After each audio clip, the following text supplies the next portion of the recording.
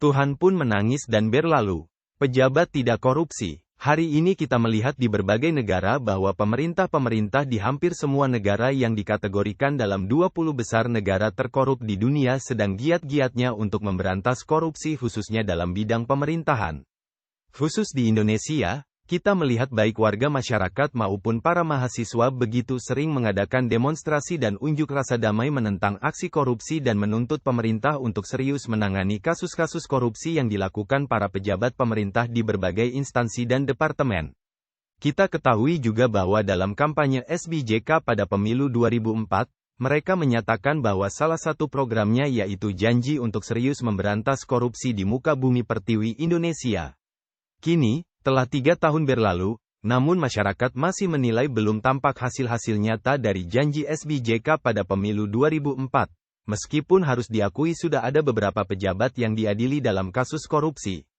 Pada zaman dahulu tahun 605 SM, hiduplah seorang bernama Daniel yang menjadi pejabat pemerintah dalam 4 pemerintahan para raja, Nebukadnezar, Belsiazar, Darius dan Kores, dan dalam masa pemerintahan keempat raja tersebut, dia menjadi orang penting dan dipercaya raja menjadi pejabat tinggi negara.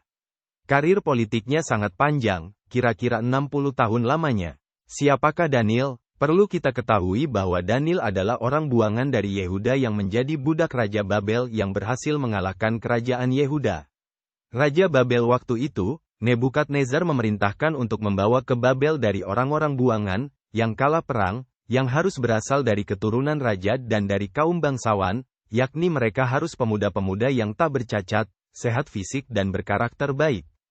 Mereka harus tampan, berperawakan baik, berpendidikan tinggi, cerdas dan berpengetahuan luas serta patut untuk bertugas di dalam istana.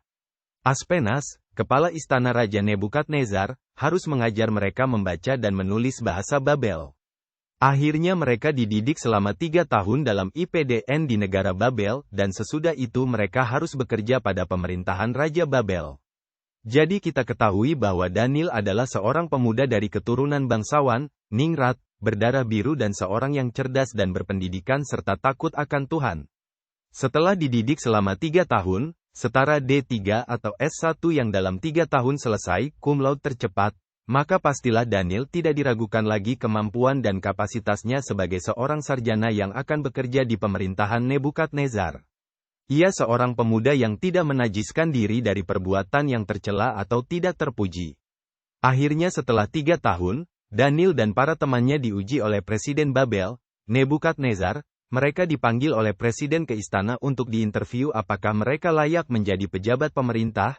Akhirnya setelah diwawancarai oleh Presiden Nebukadnezar, didapatilah oleh Nebukadnezar di antara semua pemuda itu, bahwa Daniel dan ketiga temannya, Hananya, Misael dan Azaria melebihi yang lain-lainnya dalam segala bidang. Maka bekerjalah mereka dalam istana raja. Tiap kali raja mengemukakan persoalan yang memerlukan penerangan dan pertimbangan dari Dewan Pertimbangan Presiden, One Team Press, ia melihat bahwa nasihat dan tanggapan keempat pemuda itu 10 kali lebih cerdas daripada nasihat dan tanggapan dari semua orang berilmu dan paranormal di seluruh kerajaannya.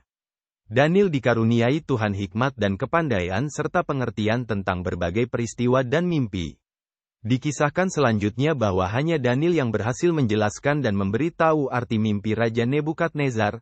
Ingatlah bahwa dalam sejarah yang pernah tercatat di muka bumi ini, tidak ada orang yang bermimpi lalu menanyakan kepada semua orang pintar untuk memberi tahu apa mimpinya beserta sekaligus artinya. Karena dia tidak mau orang menipunya, maka mereka harus bisa tahu dan menjawab dulu apa mimpinya. Lanjut part 2 guys.